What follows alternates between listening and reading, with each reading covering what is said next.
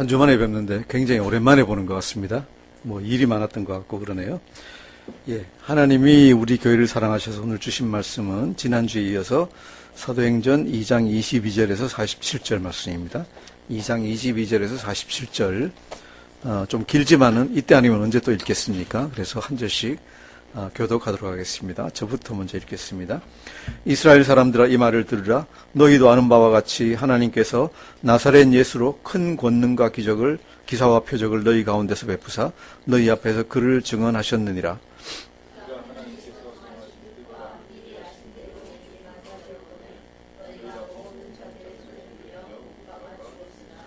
하나님께서 그를 사망의 고통에서 풀어 살리셨으니 이는 그가 사망에 매여 있을 수 없었습니다.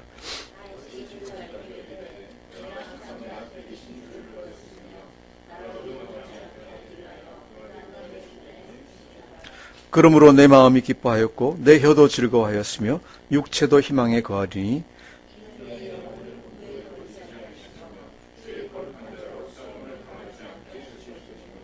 주께서 생명의 길을 내게 보이셨으니 주 앞에서 내게 기쁨이 충만하게 하시리로다 하였으므로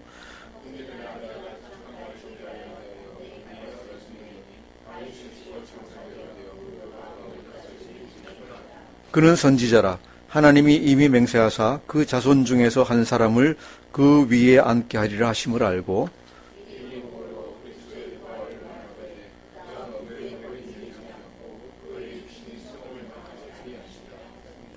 이 예수를 하나님이 살리신지라 우리가 다 이 일의 증인이로다.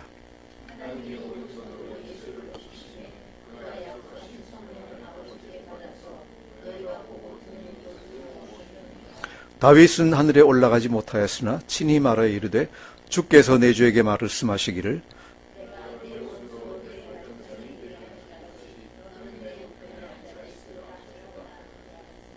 그런즉 이스라엘 온 집은 확실히 알지니 너희가 십자가에 못 박은 이 예수를 하나님이 주와 그리스도가 되게 하셨느니라 하니라.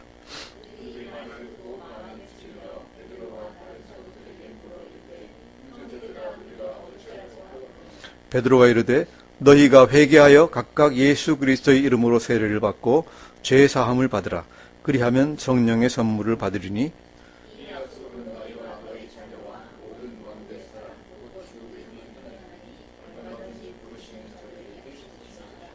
또 여러 말로 확증하여 권하며 이르되 너희가 이 패역한 세대에서 구원을 받으라 하니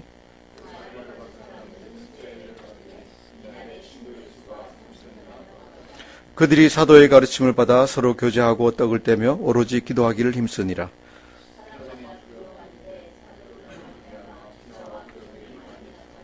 믿는 사람이 다 함께 있어 모든 물건을 서로 통용하고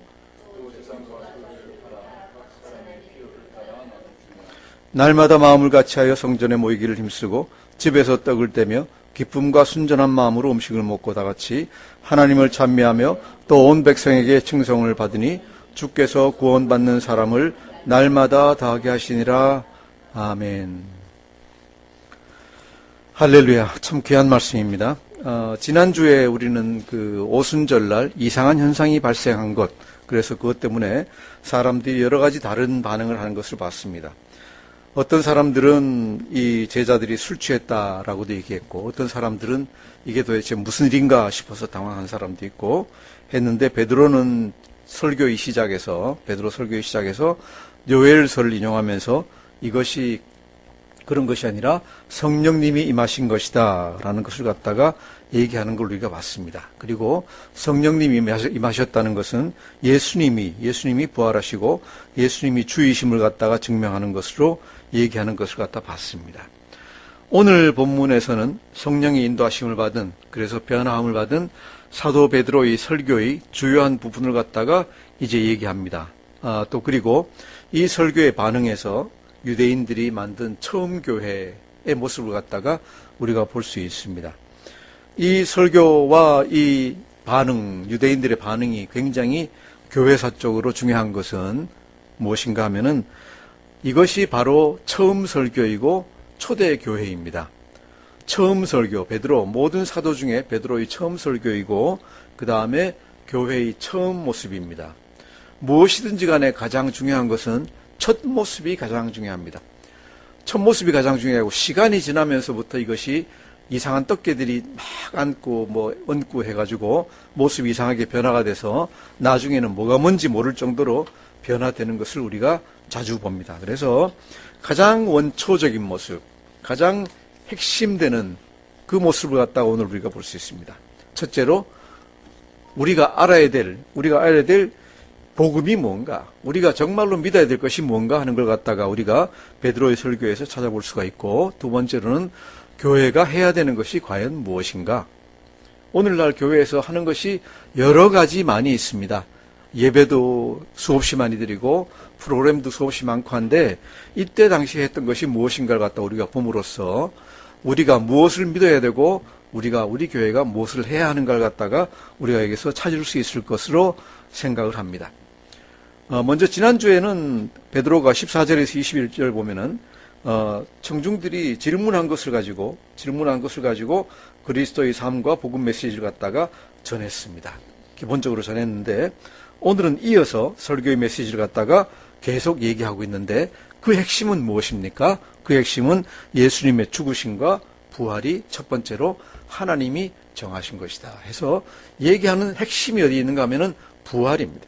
죽으심과 부활인데 맨 먼저 22절에서 24절에서는 이것이 인간 마음대로 된 것, 너희가 처형하고 너희 마음대로 하고 다 한 것 같은데 그게 아니고 무엇이다? 하나님이 미리 다 정해 놓으셨던 것이다. 성경에 미리 다 예언되어 있었고 하나님이 정해 놓으셨던 것이다. 그렇지만은 그런다고 해서 너희가 예수를 처형했는데 죄가 없는 것이 아니다 하는 것으로 얘기를 갖다 하고 있습니다. 22절에서 24절 같이 다시 한번 읽어보겠습니다. 시작. 이스라엘 사람들아, 이 말을 들으라.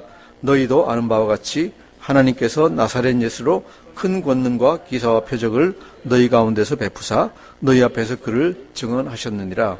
그가 하나님께서 정하신 뜻과 미리 하신 대로 내준 바 되었거늘 너희가 법 없는 자들의 손을 빌려 못 박아 죽었으나 하나님께서 그를 사망의 고통에서 풀어 살리셨으니 이는 그가 사망에 매여 있을 수 없었음이라. 아멘. 첫 번째 뭡니까? 예수님이 이 세상에 살아계실 때 하나님께서 그를 통해서, 나사렛 예수를 통해서 많은 권능과 기사와 표적을 갖다가 행하셨다. 너희가 다 알 수 있었다. 그죠? 권능이 뭡니까? 사람이 할 수 없는 모든 아주 큰 엄청난 일들입니다. 그죠?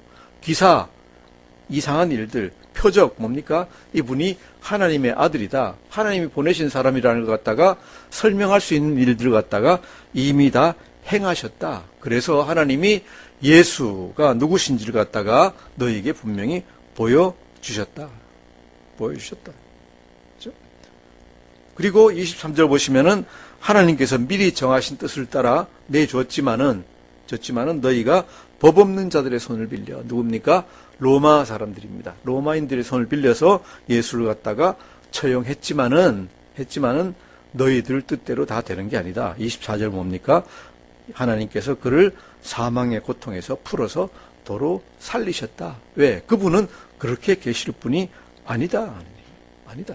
그래서 첫 번째로 예수님이 사셨고 부활하셨고 죽으셨고 부활하신 것은 너희 마음대로 인간들 뜻대로 된 것이 아니라 하나님께서 미리 정하셨던 그런 승리이다라는 걸 갖다가 보여주고 있습니다. 그리고 또다시 이제 계속해서 얘기하고 있는 것은 부활에 대한 얘기입니다. 부활을 갖다가 너희가 만일 믿을 수 없다고 하면은, 자, 여기에 증거가 있다. 무슨 증거입니까?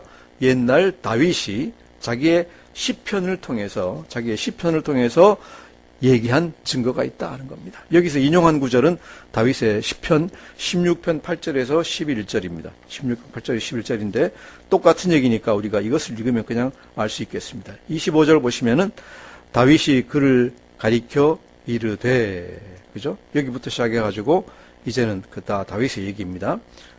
그 다음부터 같이 읽겠습니다. 시작.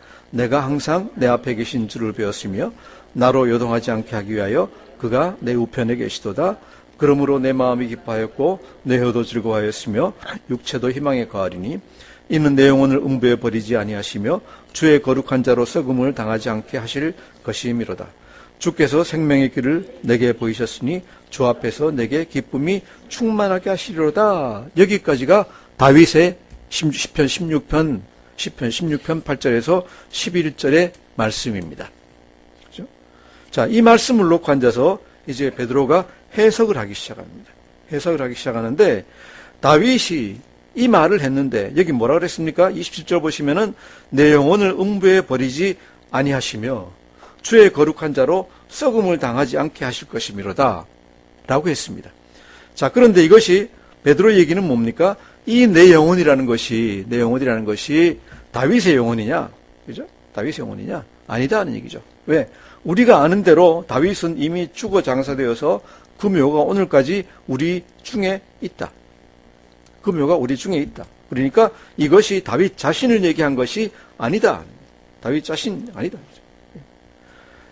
그런데 다윗이 28절에서 주께서 생명의 길을 내게 보이셨으니 주 앞에서 내게 기쁨이 충만하게 하시리로다 한 것은 왜 얘기했느냐? 얘기한 이유는 뭔가 하면은 다윗은 선지자라 미리 알았다. 뭘 알았습니까? 그 자손 중에 우리도 그러죠. 우리 자손이 잘 되면 내가 잘 본된 거 똑같습니다. 그죠? 진우가 잘 되면 석집사님 잘 된 거하고 똑같습니다. 내 아들 잘 되면 내가 잘 된 것보다 더 기쁩니다. 그죠?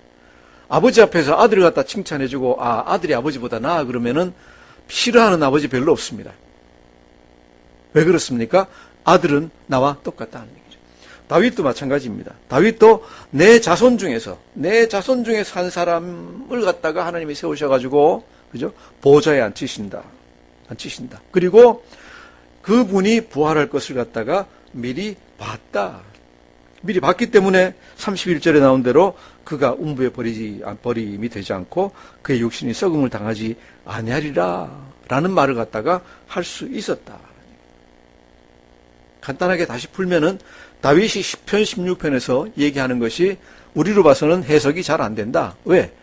아니 시체가 썩지 않고 영혼이 음부에 가지 않을 거라고 얘기를 했는데 다윗 죽은 지 벌써 몇 년, 이때만 되면 벌써 한 1000년 가까이 됐다. 1000년 동안 죽어버렸다. 다윗이 거짓말한 거냐? 아니다.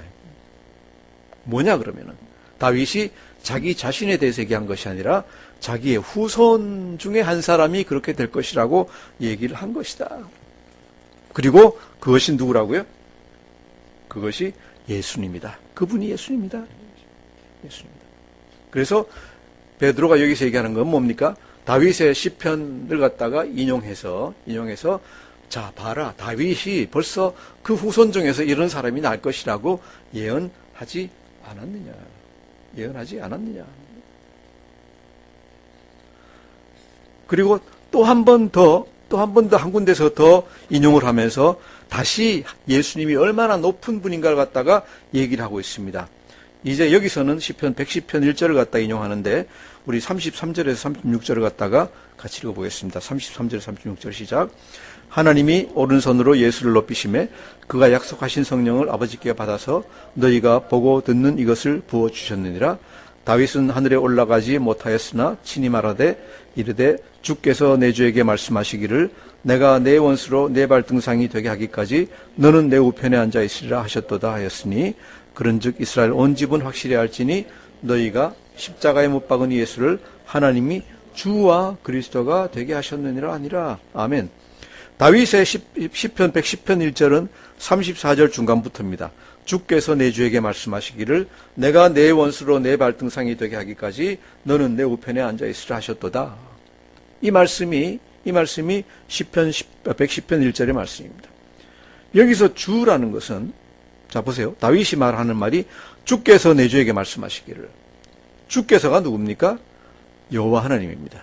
여호와 하나님께서 내 주에게 나의 주 로드에게 말씀하시기를 내가 네 원수로 네 발등상이 되게 발 밑에 깔아뭉개는 그런 아주 큰 승리를 이룰 때까지 네가 내 우편에 앉아 있어라 라고 얘기를 갖다가 하셨다.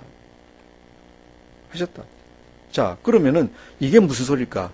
다윗이 자기 자신에 대해서 얘기하는 건가? 아니에요. 주께서 내 주에게 말씀하시기를. 내 주가 누굽니까? 예수 그리스도다. 비록 후손이지만은 예수 그리스도다. 그래서 여기서 시편 110편에서 얘기하는 건 뭔가 하면은 하나님께서 그 예수님을 갖다가 올리셔서 그 오른쪽에 앉아 계시게 한다. 하였다. 이것이 다윗이 예언한 것이다. 라는 얘기예요. 그리고 그렇기 때문에 우리가 알 수 있는 것, 36절 결론입니다. 설교의 결론이 그런즉 이스라엘 온 집은 확실히 알지니 너희가 십자가에 못 박은 이 예수를 하나님이 주와 그리스도가 되게 하셨느니라. 여기서 주와 그리스도는 일반적으로 얘기하는 우리 주인이라는 게 아닙니다. 여기서 얘기하는 주는 히브리어의 아도나이입니다. 아도나이, 누구예요? 야훼라는 얘기에 똑같이 하나님과 그리스도가 되게 하셨다는 얘기입니다. 하나님과 그리스도가 되게 하셨다. 자, 이것이 첫 번째 설교의, 베드로의 설교의 첫 번째 메시지입니다. 무슨 얘기입니까? 예수님이 누구십니까? 예수님이 인간으로 태어나셨지만은 하나님이 보내신 분이고, 하나님이 미리 정하셔서 죽으시고, 부활하셔가지고, 하늘로 올려 계시는 하나님이고, 우리의 구세주다. 하는 얘기입니다. 기독교의 메시지, 모든 설교에서 가장 중요한 첫 번째 메시지는 예수가 누군가? 예수는 참 인간이셨고, 참 하나님이고, 그죠? 이 세상에 오신 하나님이고, 하나님의 우리를 구원하시려는 계획에 따라서 십자가에 못 박혀 죽으시고, 부활하시고, 다시 하늘로 올라가서 하나님 우편에 앉아 계시는 하나님이시고, 우리를 구원하시는 분이다. 아멘. 이것이 첫 번째 메시지고, 이것이 모든 기독교인이 믿어야 되는 첫 번째 이야기입니다. 이 메시지에 대해서 아멘이 없으면은 모든 다른 신앙은 다 헛겁니다. 아무리 새벽기도 열심히 하고, 아무리 교회 열심히 나오고, 아무리 11조 열심히 해도 여기에 대한 믿음이 없으면 그 사람은 아직까지 그리스도인이 되지 못한 겁니다. 예수에 대해서 철저히 알고 예수를 갖다가 믿는 것, 이것이 첫 번째 그리스도인이 되는 첫 단계입니다. 두 번째 단계가 이제 지금부터 나옵니다. 이 설교를 듣고 나니까 사람들이 마음에 엄청 찔립니다. 유대인들이 왜? 진짜 그분이 하나님이고 우리 그리스도라고 메시아라고 하면은 우리가 그분을 죽였는데 이 죄를 어찌할꼬, 그죠? 우리면은 그렇게 생각 안 하겠습니까? 누가 오셨는데 진짜로 하나님이 귀히 여기시는 분이 왔는데 우리가 잘못 알고 이 사람을 이단으로 몰아가지고 처형을 해버렸다. 어떻게 되겠습니까? 그때부터는 마음이 불안해서 어떻게 할지 모릅니다. 그 사람들의 반응이 37절에 나와 있습니다. 37절 읽어보겠습니다. 시작. 그들이 이 말을 듣고 마음에 찔려 베드로와 다른 사도들에게 물어 이르되 형제들아 우리가 어찌할꼬 하거늘. 형제들아 우리가 어찌할꼬. 아마 이건 비통한 부르짖음 정도일 겁니다. 그죠? 어떻게 하면 되겠냐? 그죠? 우리가 그렇게 큰 죄를 지었는데 어떻게 하면은 우리가 거기서 벗어날 수 있겠느냐?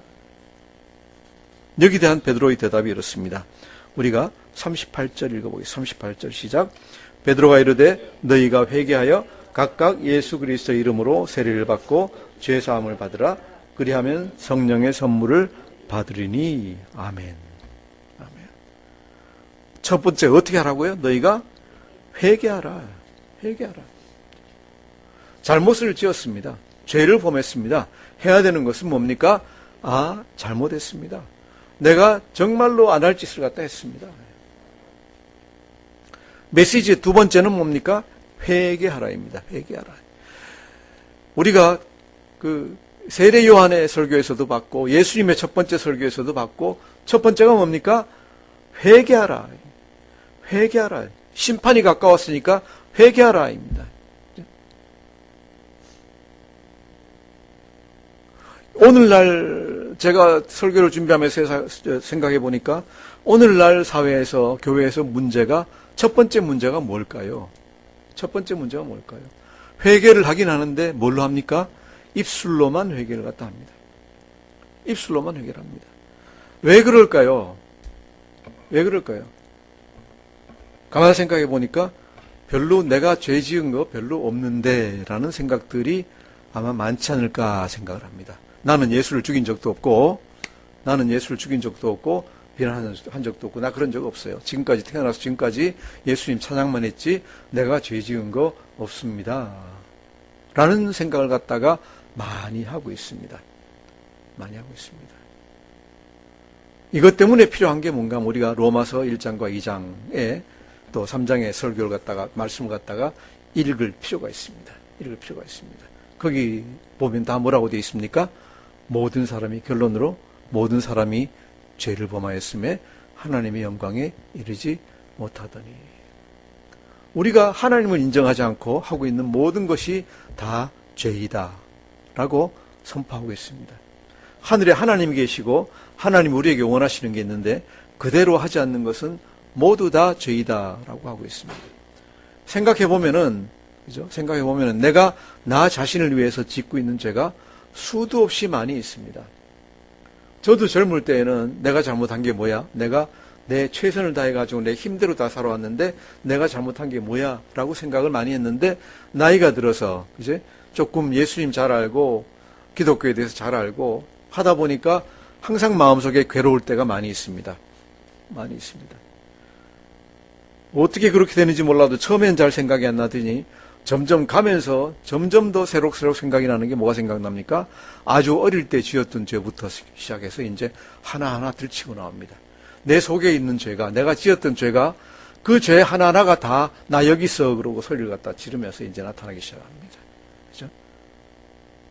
남이 알지 못하게 나 혼자 지었던 죄, 남하고 관계에서 지었던 죄, 그죠?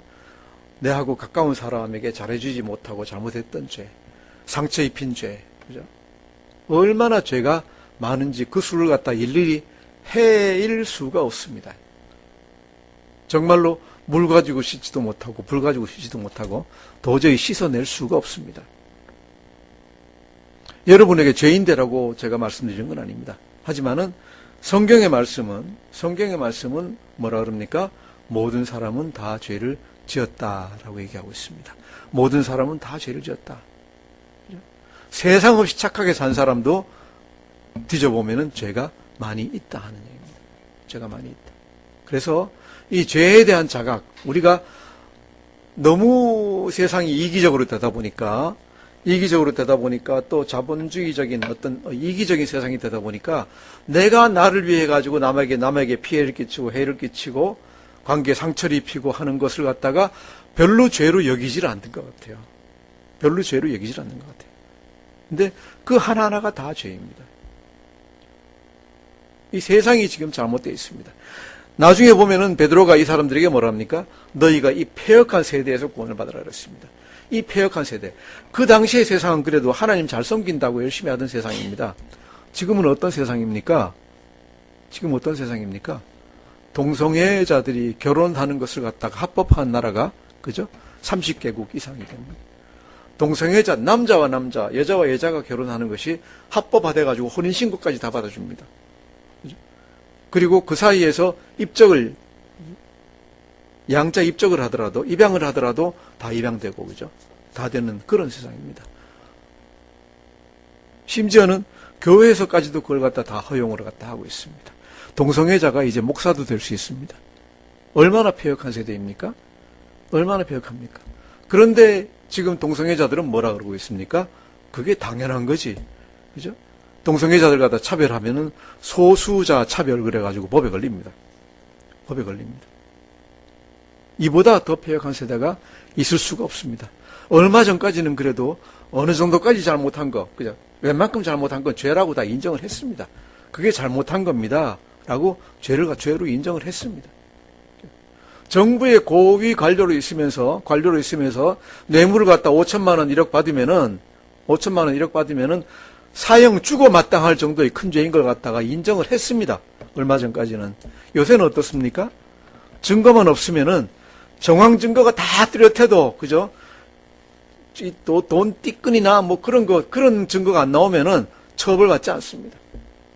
그리고 그런 사람들이 다 장관 되고 총리 되고 높은 사람 다 되고 이제는 처음에는 좀 그것 때문에 뭐라 그러더니 이제는 하도 다 그러니까 뭐라 그럽니까? 백성들도 우리 이 무지몽매한 백성들도 뭐라 그럽니까? 아이 뭐 다 그런 거 아니야. 그냥 그러고 지나가고 있습니다. 거기에 대해서 붕괴조차 하지 않는 그런 세대가 됐습니다. 이것이 폐역한 세대입니다. 이 죄 많은 세상을 갖다가 하나님이 어떻게 벌하실지 생각을 하면은 정말로 모골이 송연해집니다. 아주 털이 곤두서는 것 같습니다. 저는. 이것이 이 패역한 세대입니다. 이 패역한 세대 안에 있다 보니까 웬만큼 잘못해서는 잘못한 것 같지가 않습니다. 제가 옛날에 공장하고 이제 이런 거 거래를 갖다 할 때 한 번은 제가 가죽 옷을 만들어 가지고 수출하는 걸 이제 검사하는 일을 갖다 했는데 진짜로 잘못했어요. 가죽 원단부터 해가지고 뭐 달라붙고 색깔이 묻어나고 완전히 그때 아주 큰 상상했는데 완전히 이건 한 장도 못 실어 보낼 거예요. 근데 그럼에도 불구하고 그래도 몇 장이라도 건져내서 그래도 좀 살리 도와줘야 되겠다 해가지고 건져내는데 예를 들어 3분의 2는 이제 리젝트 시키고 3분의 1을 갖다가 이제 통과시켰어요. 그날 시켜놓고 그래도 열심히 일했다 그러고 해놓고 집에 갔다 그 다음날 와서 보니까 3분의 1 골라놓은 게 하나도 쓸만한 게 없는 거예요. 또 골랐어요. 또 골라가지고 이제 10분의 1 정도 남겨놓고 했는데 그것도 사흘째 가니까 하나도 못 쓰겠는 거예요. 보니까. 무슨 얘기입니까? 너무 나쁜 거, 그죠? 너무 나쁜 거 가운데서 하면은 아주 나쁜 것도 좋아 보여요. 덜 나쁜 게 좋아 보이는 거예요. 이 좋고 나쁜 게 인간 눈이 보는 게 상대적이 될 수가 있어요. 완전히 상대적이 돼갑니다. 사회가 윤리적이고 하나님의 뜻에 맞는 일을 행하는 사회일 때는 거기서 조금만 벗어나도 다 죄인으로 우리가 좋은 글씨가 보는 것 같이 죄인으로 치부가 되는데 완전히 전체 사회가 다 썩어 문드러지고 코에 냄새가 찌르기 시작하면은 웬만한 냄새 맡아가지고 그게 잘못된 건지를 갖다 모릅니다. 그래서 우리가 어떻게 하면은 이 죄를 갖다 알 수 있습니까? 우리가 어떻게 내가 죄인이라는 걸 알 수 있고 정말로 하나님이 기뻐하시는 회개를 할 수 있을까요? 그렇죠? 내가 하고 있는 거 세상의 평판을 갖다가 다 버리시고 제가 여러분께 제안을 합니다. 성경을 갖다가 읽어보십시오. 로마서를 갖다가 읽어보십시오. 로마서에서 얘기하고 있는 것 중에 내가 잘못하고 있는 게 혹시 있는 게 없는가? 거기 저촉되는 게 있는가 없는가? 1, 2, 3장만 읽어보십시오. 그죠? 그 안에서 하나도 걸리는 게 없으면은 죄인 아니라고 생각하셔도 됩니다. 그런데 제가 거의 보증하건대 하나도 안 걸리는 분이 한 분도 없을 겁니다. 하나님이 대표적으로 생각하고 지은 이 죄의 목록에 우리가 다 들어가 있습니다. 우리가 예수를 갖다가 믿고 처음 해야 되는 게 뭔가 하면은 우리 죄를 갖다가 자각하는 겁니다. 하나님이 기뻐하시는 일을 갖다가 하지 않았다. 그리고 그것을 갖다가 하나님 앞에서 회개하는 것. 이것이 우리가 예수 믿는 첫걸음입니다. 첫 번째 예수를 갖다 알고 우리 개인적으로는 죄를 갖다 내 죄를 자각하고 죄를 회개하는 것. 이것이 우리가 하나님께로 가까이 가는 첫걸음입니다. 죄를 회개하면서 하나님께 돌아오고 하나님 이제 제가 세상 평판 이 패역한 세대를 갖다가 기준으로 삼지 않고 성경 말씀을 기준으로 삼아서 살겠습니다. 비록 제가 한 번에 다는 하지 못하겠지만은 그죠? 제가 항상 여러분께 드리는 말씀이 있죠. 열망을 가지고 이 성경 말씀에 맞춰 살겠다는 열망을 가지고 하나씩 고쳐나가겠습니다. 죽을 때까지 다 못할지 모르지만은 하나님은 내 속에 있는 열정을 보시지 내 상태를 보시지 않는 거 알고 있습니다. 내가 하나님께 돌아와 가지고 하겠다는 뜻을 가지고 계속하면은 그것만으로도 하나님이 우리를 기뻐하시는 줄 믿습니다. 완전하게 되지는 못할 겁니다. 죽을 때까지 완전하게 되지 못하지만은 우리가 적어도 그렇게 하나님 말씀에 순종하려는 열망과 의지는 가지고 있어야 된다. 이것이 예수님 말씀인 줄 믿습니다. 그래야 해서 해야 되는 게 뭡니까? 그를 주로 영접하고 세례를 받는다. 그죠? 세례를 받는 건 뭡니까? 그냥 물 몇 방울 떨어뜨리는 게 중요한 게 아니라 그를 주로 영접했다. 예수님을 주로 영접했습니다. 이전에 나는 다 죽고 이제 새로 태어나서 예수님만 따르겠습니다. 라고 결단했을 때 뭘 주신다고요? 죄 사함을 받고 성령을 받는다. 여기서 얘기하는 것은 성령의 선물이 성령의 은사가 아닙니다. 성령의 선물은 동격입니다. 그래서 성령이라는 선물을 받을 것이다. 라고 되어 있습니다.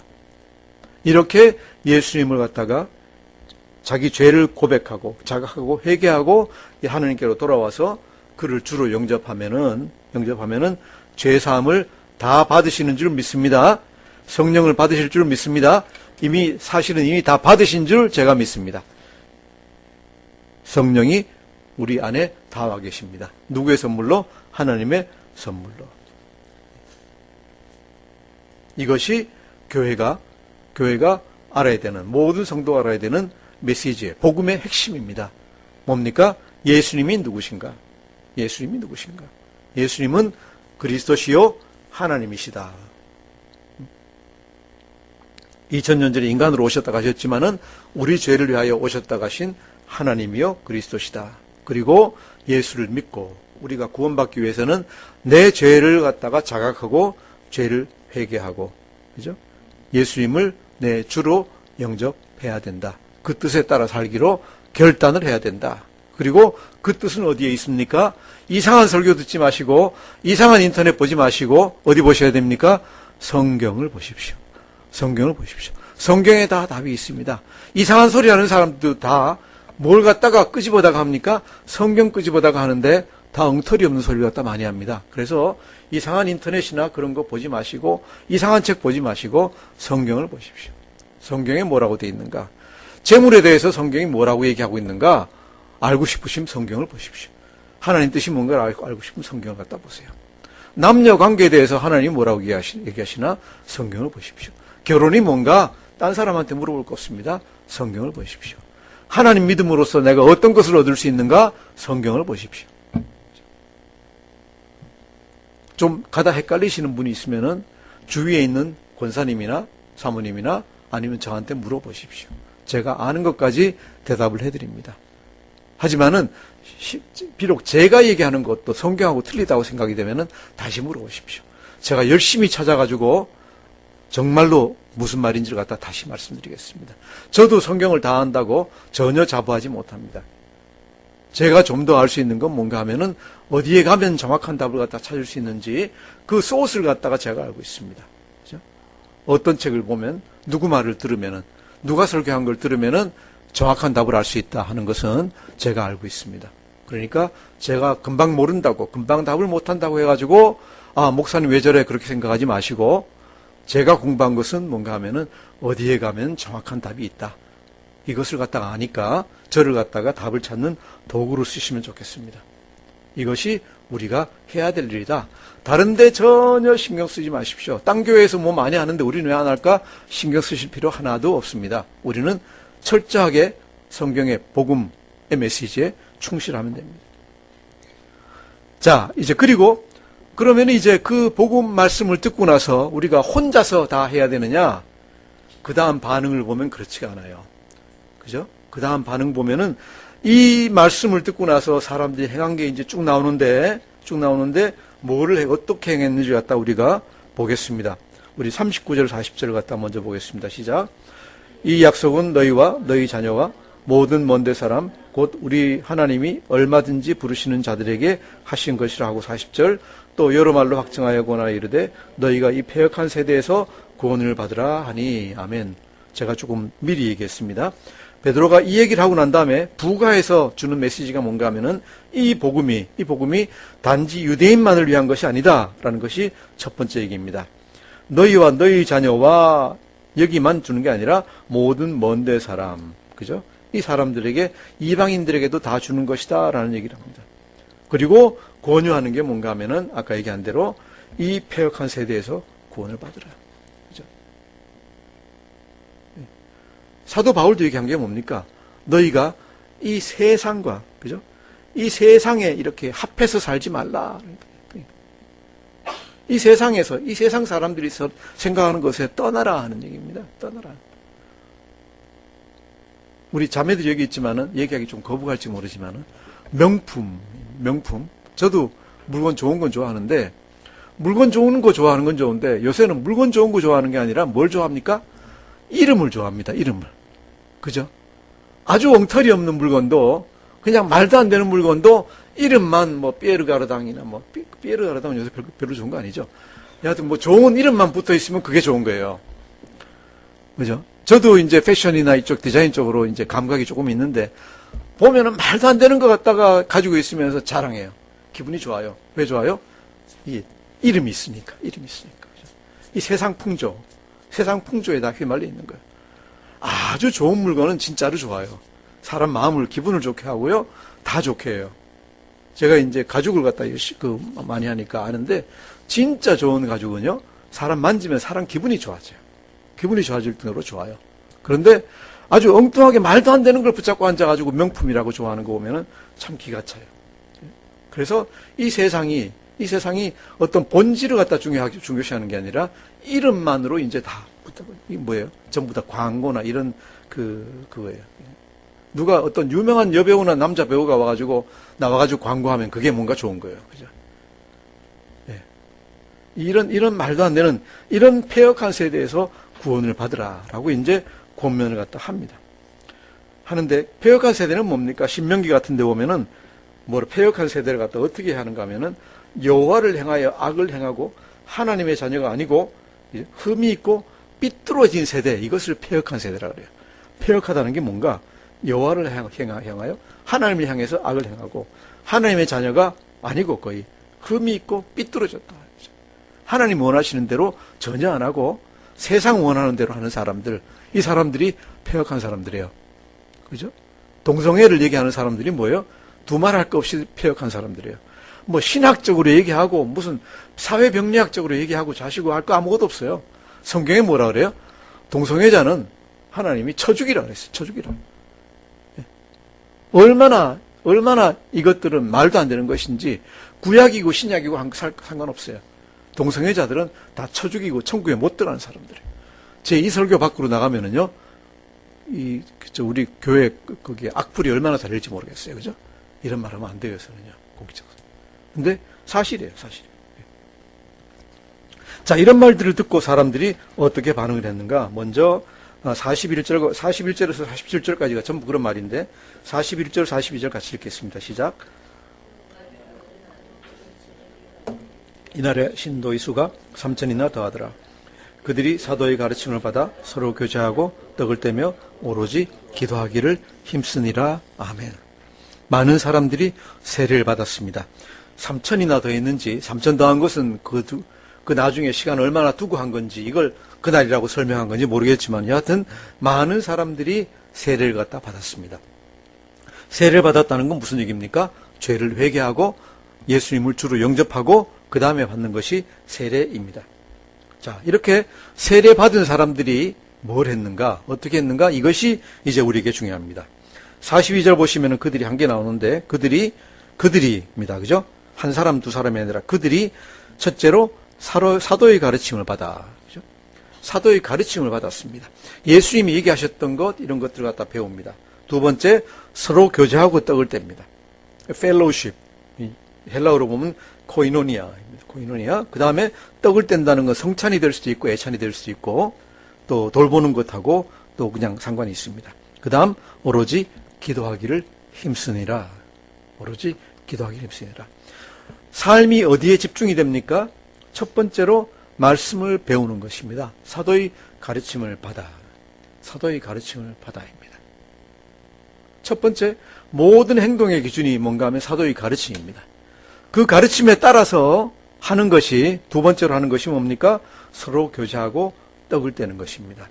코이노니아와 돌봄입니다. 코이노니아 뭐예요? 펠로우십이에요. 서로 간에 친밀해지고 서로를 알아가고, 그죠? 처음에 시작할 때는 언제 결혼했어요? 안 했어요? 아기가 몇이나 있어요? 애들 뭐 해요? 장가 갔어요? 시집 갔어요? 부터 시작해가지고 요새 뭐 회사는 어디 다니는데요? 집은 어디예요? 그죠? 어떻게 살아요? 무슨 문제 없어요? 이런 얘기들이 계속 서로를 갖다가 알아가는 얘기입니다. 이것이 교회의 핵심입니다. 그죠? 첫 번째 핵심은 뭡니까? 말씀을 배우는 겁니다. 말씀 배우는 것이고, 두 번째는 뭔가 하면은 성도들 간에 서로 교제입니다. 성도들 간의 교제입니다. 그죠? 교제가 없으면은요, 교제가 없으면 우리는 아무것도 아니에요. 그죠? 교제가 없으면 아무것도 아니에요. 말씀을 배워야 되고, 교제를 갖다 해야 되는데, 영적인 성장이 또 사탄과 싸우는 것이 여러분 개개인으로 됩니까? 어떤 유혹을 이기는 것이 개개인으로 있으면은요, 참 잘 져요. 오죽 개인적으로 뭘 하기가 힘들면은, 그죠? 옛날 동양의 공자는 뭐라 그랬는가 하면은, 군자가 어떤 사람이 군자냐? 혼자 있을 때 나쁜 짓 안 하는 사람이 군자라고 그랬어요. 혼자 있을 때 나쁜 짓 안 하는 사람이 군자예요. 여러 사람이 많이 있을 때 나쁜 짓은 잘 안 할 수 있어요. 그런데 혼자 있으면은 나쁜 짓 유혹에 빠지기가 너무 쉬워요. 자, 그럼 어떻게 해야 됩니까? 내가 혼자 있을 때 나쁜 짓 안 하도록 단련하는 것도 물론 중요하지만은 또 다른 방법은 뭐가 있을까요? 여럿이 같이 있으면은, 여럿이 같이 있어서 서로 가르치고 서로 권면하면은 나쁜 짓을 갖다 점점 더 안 하게 됩니다. 그죠? 그래서 우리가 중요한 게 뭐예요? 공동체가 중요한 거예요. 사역도 우리가 같이 있어야 해요. 같이 있어야 해요. 그죠? 그래서 그리스도인의 모든 삶은, 모든 사역은, 행동은 제일 기본은 뭔가 하면은 공동체로 하는 겁니다. 공동체로 하는 겁니다. 그래서 성경에 많은 사람들이, 많은 말씀이 뭔가 하면은 명령이 복수로 주어져 있어요. 너희들은. 불행히도 영어 성경은 뭔가 하면 you가 단수 복수가 똑같아요. 똑같다 보니까 이게 나 개인에게 한 얘기인지 아니면은 우리 공동체 한 얘기인지 잘 구분을 못해요. 그래서 그런지 서구 기독교는 굉장히 개인주의적으로 발달을 했어요. 그런데 원래 기독교는 개인주의적이 아니에요. 공동체적이에요. 우리 동양에 와서도 이것은 공동체적으로 바뀌어야 돼요. 우리 성도들 중에 누가 뭐 하나가 잘못됐다, 한 명이 잘못됐다, 누구 책임이에요? 그 성도의 책임이 아니에요. 공동체의 책임이에요. 그죠? 목사를 갖다가, 그죠? 리더로 한 전체 공동체의 책임이에요. 그래서 우리가 서로의 성도를 위해서 계속 기도를 갖다 해줘야 되는 거예요. 히브리서 10장에 보면 뭐라고 되어 있는가 하면 서로 돌아보아 사랑과 선행을 격려하라 그랬어요. 서로 돌아보아, 서로를 돌아보면서 사랑할 수 있도록 해주고, 서로 선행할 수 있도록 해주고, 이것을 할 수 있도록 서로 격려하라 그랬어요. 나쁜 일 하는 사람, 예수 잘 안 믿는 사람이 있으면은 그 사람을 위해서 걱정해주고, 그 사람을 위해서 기도해주고, 이걸 해줘야 되는 거지, 나 혼자 잘 믿고 있다고 되는 게 아니다. 그건 교회가 아니다 하는 얘기입니다. 그래서 어떤 분은요, 이렇게 얘기했어요. 그리스도의 몸은 우리들 없이는 불완전하고, 성도들이 온전하지 않으면 교회는 불완전해요. 우리는 그리스도의 몸이 없이는 불완전하다. 교회도 성도들이 없이는 불완전해요. 그죠? 공동체적인 삶은, 교회 공동체의 삶은 그리스도인의 선택이 아니라 기독교의 근본적인 모습이다. 그죠? 공동체로, 교회 공동체로 살아가는 것이 내가 해도 되고 안 해도 되는 것이 아니다. 이것이 그 자체가 기독교의 근본적인 모습이에요. 인터넷 안에서 앞에서 예배 드리는 것, 그죠? 메시지는 들을 수 있어요. 뭐가 빠져요? 코이노니아가 완전히 빠져 있어요. 거룩하게 되는 것, 서로 선행하고 격려하는 것, 이것을 갖다 하나도 못해요. 그건 뭐예요? 지식만의 그리스도인이에요. 지식만의 그리스도인. 그래서 우리가 요새 이제 한국교회 중에도 저도 이제 많이 봤지만은 인터넷으로 예배드리는 것 이상으로 또 해가 되는 것이 뭡니까? 스크린 보면서 예배드리는 게 있어요. 스크린 보면서 예배드리고 예배드리고 나서는 그냥 다 뿔뿔이 다 흩어지는 거예요. 뭐예요? 인터넷으로 예배드리는 거나 별 차이가 없어요. 별 차이가 없어요. 옆에서 누가 예배드리고 있는 건지 코이노니아가 전혀 없어요.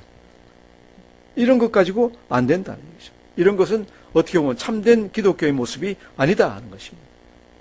참된 그리스도인의 모습은 뭡니까? 서로 간의 교제예요. 공동체의 교제예요. 교회 이름을 갖다가 제가 지을 때 예수 공동체 교회. 어디 나갔더니 다른 분이 물어보더라고요. 교회 자체가 공동체인데 구태여 예수 공동체 교회라고 이름을 지었습니까? 제가 그렇게 답변했습니다.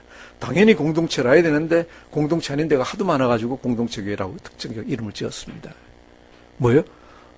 될지 안 될지 모르지만 제가 추구하는 것은 하나의 공동체를 만들어 나가는 것입니다. 그런다고 해서 좀 이따 보겠지만 재산 다 팔아가지고 옛날같이 가져와 해가지고 그러면 이제 이단이라 그러죠. 그런 게 아니라 서로를 갖다가 돌봐주고, 그죠? 서로를 사랑하고 서로에 대해서 걱정해주고, 그죠? 정말로 어려운 일이 있어가지고 예를 들어서 저는 항상 그 얘기합니다. 여기 있는 누가 그럴 리가 없지만은 직장을 완전히 잃어버리든지 아니면 집에 무슨 일이 있든지 부도가 나든지 해가지고 정말로 있을 때도 없고 먹을 것이 없다. 그러면은 어떻게 해야 됩니까? 우리가 도와야 됩니다. 교회에 예를 들어 예산 중에 쌓여있는 부분이 있으면은 저는 여러분이 뭐라 하든 다 털어가지고 돌 겁니다. 그분을 갖다. 다 털어서 돌 겁니다. 언제까지? 그분이 다시 일어날 때까지. 그리고 여러분한테도 도우기를 요청할 겁니다.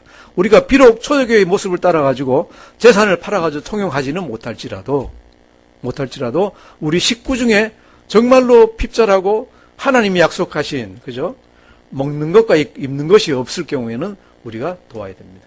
이것이 우리가 반드시 해야 될 걸로 저는 생각을 합니다. 이것이 공동체의 가장 기본적인 모습 중에 하나라고 생각합니다. 그래서 이런 모습들이 나타나는 게 43절에서 47절에서 나타납니다. 43절에서 47절 같이 읽겠습니다. 시작. 사람마다 두려워하는데 사도들로 말미암아 기사와 표적이 많이 나타나니 믿는 사람이 다 함께 있어 모든 물건을 서로 통용하고 또 재산과 소유를 팔아 각 사람의 필요를 따라 나눠주며 날마다 마음을 같이하여 성전에 모이기를 힘쓰고 집에서 떡을 떼며 기쁨과 순전한 마음으로 음식을 먹고 하나님을 찬미하며 또 온 백성에게 칭송을 받으니 주께서 구원받는 사람을 날마다 더하게 하시니라. 아멘. 44절, 43절 사람마다 두려워하는데 하나님을 두려워하는데 사도들로 말미암아 기사와 표적이 많이 나타나니 초대교회 때는 유독 기사와 표적이 많이 나타납니다. 왜 그렇습니까? 아직까지 예수 그리스도가 증거되지 않고 복음이 확립되지가 않았습니다. 그래서 이것을 증거하기 위해서 예수님은 하나님은 기사와 표적이 나타나게 해주십니다. 오늘날도 네팔의 산골이나 그죠? 중국의 산골이나 어디 오지 아마존의 오지에 들어가면 선교사들이 아무것도 어떤 기사와 표적을 행하지 못하던 선교사들이 기도하면 병이 낫고 암이 낫고 그래요. 뭐예요? 저는 그것을 돌파라고 부르는데 복음이 어느 지역을 돌파해야 될 경우에는 그런 기사와 표적이 나타납니다. 아주 마음이 완악한 사람을 갖다가 하나님이 신자로 만드시려고 하면은 기사와 표적이 나타납니다. 그래서 초신자들이요 기적적인 일을 많이 행합니다. 제가 가끔 얘기하지만은 저도 몇 번 겪었는데 아주 초신자일 때 아주 좀 믿기 시작할 때 어떻게 해요? 제가 몇 번 얘기했죠. 담배를 갖다 끊는데 아무 문제 없이 담배 그냥 순식간에 다 끊어버리고 전혀 아무 생각도 없이 그런 일이 일어납니다. 그런 일이 다 기사와 표적입니다. 믿는 사람이 다 함께 있어 서로 물건을 통용하고 이것은 뭔가 하면은 내가 가진 걸 갖다가 내 거라고 안 그러고 필요하면 너도 갖다 써. 그죠? 나한테 차 있는데 차 필요해? 그래? 내 차 쓸래? 물론 요새 같은 보험을 갖다가 하루짜리 보험이라도 들여놔야 되겠지만은 그죠? 딴 사람 타는 거 쓰게 전혀 문제 없습니다. 여기서는 저도 이제 얘기를 합니다. 제 방에 책들이 많이 있습니다. 제 방에 책들이 많이 있는데 이거 여러분 보셔가지고 볼만한 책, 보고 싶은 책 있으면은 얘기하십시오. 가서 가져가서 보십시오. 대신에 갔다가 다시 놓고. 이 사무실이 굉장히 많이 오픈되어 있습니다. 많은 사람들한테. 어떤 우리 간사님들이 걱정을 합니다. 그러다가 뭐 없어지면 어떡합니까? 제가 가끔 그래요. 가끔 농담 삼아 얘기하는데 필요하니까 가져가겠지. 필요하니까 가져가겠지. 이게 누구 겁니까? 제 겁니까? 아니에요. 티코리아 겁니까? 아니에요. 뭘로 생긴 거예요? 티코리아라는 이름 하에 있긴 하지만은 많은 교회와 성도들이 후원도 하고 또 이런 공부를 하고 하면서 이제 헌금한 돈 이런 돈 가지고 다 산 거예요. 그런 거 아닌 거 거의 하나도 없어요. 그럼 뭐예요? 여기 드나드시는 분은 대개 다 신자들인데 뭐 필요한 게 있으면 가져가실 수도 있겠죠. 불신자가 와서 가져가면은 책 가져가면은 뭐 성경책 가져가서 공부하는 거 좋고 그냥도 주는데 그죠? 딴 거 가져가면은 얼마나 필요하니까 가져갔겠습니까? 가져가십시오. 가져가십시오. 상관없습니다. 거의 문이 열려 있습니다. 그죠? 이게 전부 다 내 게 아니라 하나님 거라는 걸 생각을 하면은 별로 집착할 게 하나도 없습니다. 45절 재산과 소유를 팔아 각 사람의 필요를 따라 나눠주며 여기까지는 우리가 가지를 못할 겁니다. 가지를 못할 테지만은 여유가 있는 분은 이걸 생각을 해야 됩니다. 내 재산과 내 쓸모없는 재산과 쓸모없다는 게 아니라 내가 쓰지 않는 그죠? 옛날에는요 재산을 갖다가 천석군 만석군 했으니까 이게 필요한 게 뭔지 필요 없는 게 뭔지를 갖다 알았어요. 벌써 만석군을 넘어서면은 이제 쌀이 창고에서 섞기 시작하는 거예요. 예수님 말씀하신 대로 창고에서 동록이 해하고 도둑이 가져가기 시작하는 거예요. 그러니까 경주 최부자 같은 경우에는 어떻게 해요? 재산이 절대로 만석을 못 넘어서게 해요. 만석을 넘어서면 어떻게 해요?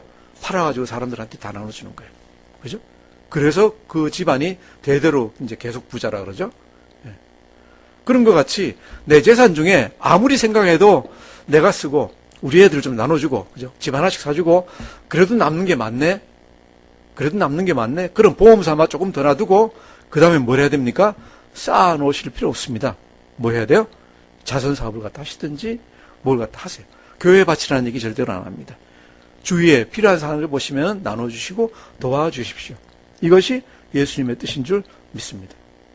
46절 날마다 마음을 같이하여 성전에 모이기를 힘쓰고 집에서 떡을 떼며 기쁨과 순전한 마음으로 음식을 먹고 그죠? 모이기를 힘쓴다. 자 여기부터는 우리가 생각을 해야 됩니다. 모이기를 힘쓴다. 언제? 날마다 마음을 같이하여 모이기를 힘쓴다.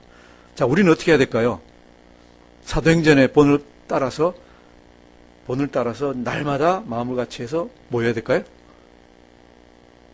우리 예수 공동체 모든 성도님들은 직장 끝나고 나서 매일같이 여기 들렀다 가야 됩니다. 그럼 어떻게 될까요? 네. 실제로 그런 교회들이 있어요. 제가 아는 교회가. 근데 이것은 성경을 갖다 잘못 해석한 거예요. 이때 당시에는 뭐예요? 이분들이 어떤 분들이라 그랬어요? 천하 각지에서 모여온 디아스포라예요. 그죠? 예루살렘에서 죽기 위해서 온 사람들이 주로 많아요. 이 사람들이 할 일이 있겠어요? 없어요. 할 일이 없으니까 와서 뭐 합니까? 계속 모이는 게 좋습니다. 모이는 게 좋습니다. 또 매일같이 떡을 떼고 같이 음식을 갖다 먹습니다. 왜? 그때 당시에는 다 가난해가지고 굶는 사람들이 되게 많습니다. 요새 교회에서 자 오면 밥 드릴 테니까 맨날 오십시오. 좋지 않습니까? 그러면은 그 다음 나오는 것이 하나님을 찬양하시겠습니까? 교회에 오면 밥 줄 테니까 와서 기도하면서 밥 먹으십시오. 그러면은 아 감사합니다로 하나님 찬양하겠습니까? 어떻게 하시겠습니까? 누가 밥 못 먹나? 그죠? 교회까지 가지 못하는데 아마 그러실 거예요. 그래서 제가 말씀드린 건 뭔가 하면은 여기 나오는 말씀은 뭔가 하면은 그 당시의 상황에 필요한 것들이었어요. 그 당시에는 밥 못 먹는 사람, 굶는 사람도 많고 그 다음 시간도 있고 다 예루살렘 성전 부근에 사니까 이런 여건들이 다 됐어요. 하지만은 오늘날은 우리는 이것을 다시 해석을 해야 돼요. 다시 해석을 해서 우리는 과연 어떻게 뭘 할 수 있는가를 갖다가 생각해 봐야 됩니다. 이렇게 하다 보니까 이 사람들이 당연히 그죠?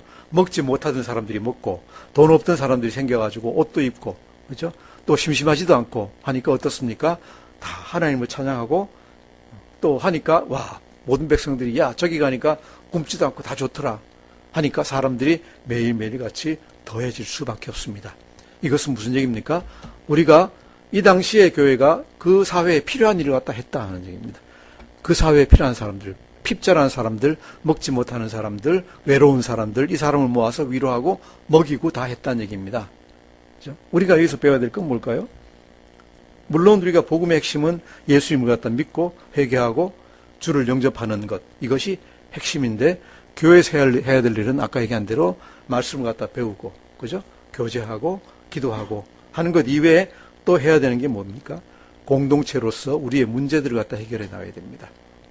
여기서는 저는 여러분에게 묻습니다. 또로 여러분에게 질문합니다. 우리가 가진 문제 중에 공동체로 해결할 수 있는 문제가 어떤 게 있을까요? 어떻게 하면 여러분이 가진 문제를 갖다가 우리가 공동체로 같이 해결할 수 있을까요? 하는 걸 갖다가 한번 생각해 보시기를 갖다가 권합니다. 생각해 보시고 혹시 이런 걸 갖다가 교회에서 했으면 참 좋겠습니다. 라는 게 있으면은 한번 같이 놓고 토론했으면 좋겠습니다. 왜? 교회 공동체의 삶이 우리 공동체 삶, 우리 삶 가운데서 중요한 부분이 돼야 되는데 지금은 교회에서 해결할 수 있는 부분이 주일날 와서 설교 듣고 공부 좀 하는 거 이외에는 별로 할 게 없어요. 더 하려 그러면은 그 다음에는 뭐가 됩니까? 도로 부담이 돼버리는 거예요. 부담이 돼버려요. 이래가지고는 교회가 온전할 수가 없어요. 교회가 우리 성도들이 세상에 살아가는데 뭔가 중요한 부분을 갖다 해결해 줄 수 있는 그런 공동체적인 무브먼트가 있어야 된다고 생각을 해요. 그래서 이 부분은 앞으로 여러분과 저와 같이 이제 고민하면서 기도하면서 해결해 나갔으면 좋겠다라고 생각을 하고 있습니다. 짧은 말씀이지만은 굉장히 중요한 메시지라고 생각을 합니다. 두고두고 이제 좀 생각을 하시면서 내가 어떻게 내 믿음이 어떤 것인지 또 교회 생활이 어떤 것인지 정말로 믿음 생활을 하는 데서 내가 해야 되는 것이 무엇인지를 갖다가 다시 여러분이 되씹어보는 그런 한 주가 되었으면 하고 생각합니다. 기도하겠습니다. 아버지 하나님 참 감사합니다. 첫 설교를 듣게 하시고 첫 교회의 모습을 우리가 다시 볼 수 있게 해주시니 감사합니다. 아버지 하나님 우리가 형식에 매이지 말고 정말로 귀한 것, 필요한 것이 무엇인지 다시 한번 생각하고 정말로 우리 교회에서 예수님이 더 높아지고 이 세상 사람들이 필요로 하는 일을 갖다가 우리 교회가 할 수 있도록 인도하여 주시고 또한 지켜주시옵소서. 감사드리며 예수님 이름으로 기도드립니다. 아멘.